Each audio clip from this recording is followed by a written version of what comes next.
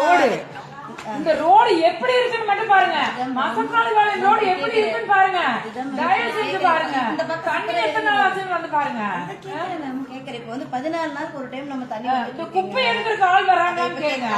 இதெல்லாம் எதுவுமே பண்ணாம ஓட்டு மட்டும் கேட்க வர்றீங்க. நீங்க என்ன நியாயம் இது? நீங்க வீட்டு வரி எவ்வளவு ஏத்தி இருக்கிறீங்க? இது கரண்ட் எவ்வளவு ஏத்தி இருக்கிறீங்க?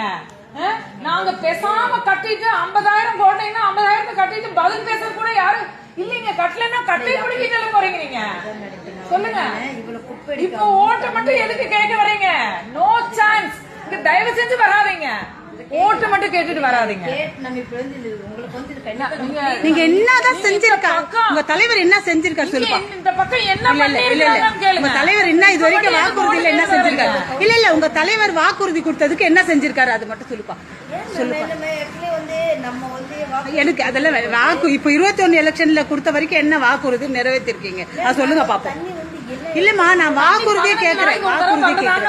என்ன வாக்குறுதி நிறைவேற்றி போட மாட்டாங்க. வந்து எத்தனை நாள் ஆச்சுன்னு கேளுங்க. இதெல்லாம் கேட்டுட்டு அப்புறம் ஓட்டு வாங்க.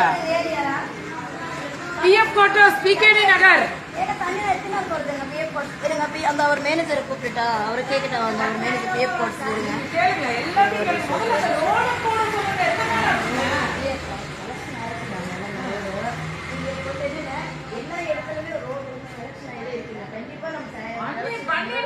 எத்தனை நாள் கஷ்டப்படாது. மசக்காளிபாளையம் ரோடு எப்படி இருக்குன்னு கொஞ்சம் போய் பாருங்க. பூரா சுண்டக்குழி.